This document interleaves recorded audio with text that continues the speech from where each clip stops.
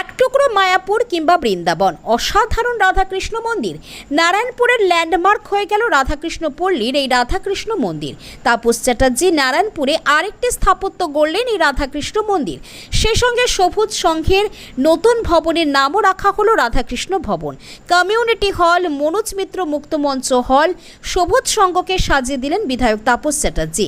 স্থানীয় পৌরমাতা মেয়র পরিষদ Aratrika Bhattacharya toy train চালু করে অভিনব কাজ করলেন রাজারহাট নিউ টাউনের বিধায়ক তাপস চ্যাটার্জি।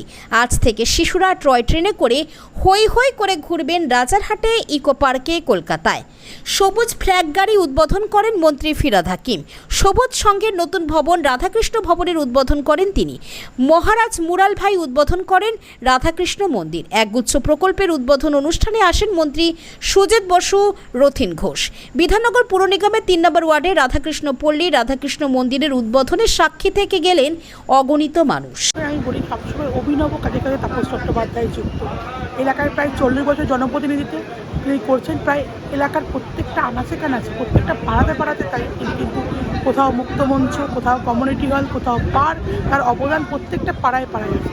রাধাকৃষ্ণ পল্লীতে অঞ্চলেও ছিল, সেই মন্দিরটার অবস্থা খারাপ হয়ে গেছিলো। তিনি মানুষকে কথা দিয়ে গেলেন যে নতুন মন্দির তিনি করে দেবেন। আর এত সুন্দর মন্দির, কমিউনিটি হল, মুক্তমঞ্চ একসাথে তিনি আজকে তার রাধাকৃষ্ণ পল্লীর মানুষকে উপহার দিলেন। এখানকার মানুষ অত্যন্ত আপ্লুত।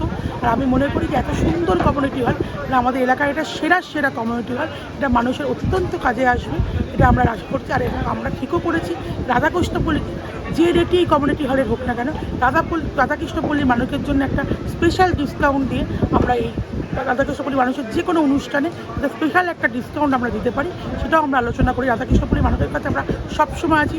এই মানুষগুলো সবসময় আমাদের সব ক্ষেত্রে আমাদের পাশে থাকেন এবং সবসময় পাশে থেকে যে কোনো ব্যাপারে আমাদের সহযোগিতা করার চেষ্টা করেন। আমি মনে করি তাপস চট্টোপাধ্যায় ধর্ম নিরপেক্ষভাবে নারায়ণপুরে যেভাবে মানুষের পাশে থেকে কাজ করেন, সেটা সবসময় আপনারা দেখবেন নবী দিবস তিনি পালন করেন, আবার ঠিক ওই জায়গাতেই স্বামীজির জন্মদিন পালন করেন। তাপস চট্টোপাধ্যায় রাধাকৃষ্ণ পল্লীর মন্দির তৈরি করলেন। আবার তাপস চট্টোপাধ্যায় একটা ব্রাহ্মণের ছেলে হয়, হিন্দু ব্রাহ্মণ ঘরের ছেলে হয়, দক্ষিণ নারায়ণপুরে কুরবানি গা তৈরি করে দিয়েছেন। এটাই তাপস চট্টোপাধ্যায়। এইভাবেই তিনি মানুষের পাশে থেকে 40টা বছর, প্রায় 42টা বছর তিনি মানুষের পাশে থেকে এইভাবেও কাজ করে এসেছেন।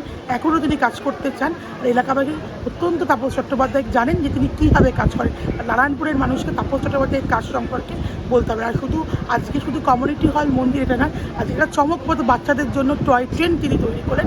আমি মনে করি যে এই কলকাতা শহরে এরকম কোনো জনপ্রতিনিধি করেছেন কিনা আমার অন্তত জানা নেই, যে এলাকার ছোটো বাচ্চাদের মুখে হাসি ফুটিয়ে প্রায় প্রত্যেকটা ওয়ার্ড, রাজারহাট নিউ টাউন বিধানসভার মধ্যে প্রত্যেকটি ওয়ার্ডে মাঝে ঘুরিয়ে কোনোদিন 1 নম্বর ওয়ার্ড, কোনোদিন 2 নম্বর ওয়ার্ড, কোনোদিন 3 নম্বর, কোনোদিন 4 নম্বর ওয়ার্ড, সব ওয়ার্ডেই এই টয় ট্রেন বাচ্চাদেরকে মনোরঞ্জন দেবে।